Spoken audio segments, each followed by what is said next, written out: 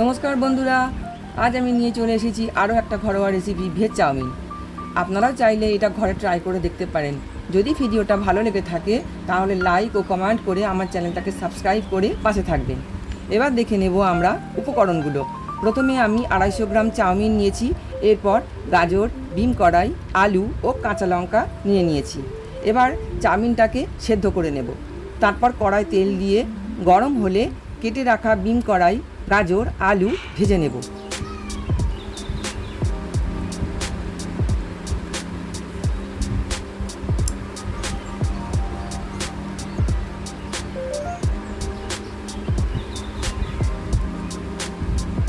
এরপর পরিমাণ মতো নুন দিয়ে কড়াইটা ঢেকে দেব।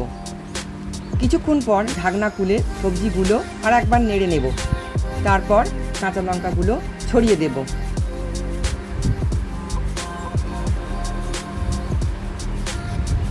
এবার এটা 5 মিনিটের জন্য হতে দেব।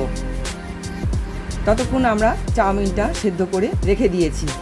এরপর আর একটু তেল দিয়ে সেদ্ধ করা চাউমিনটা কড়াই ঢেলে দিয়ে সবজিগুলোর সাথে মিশিয়ে নেব।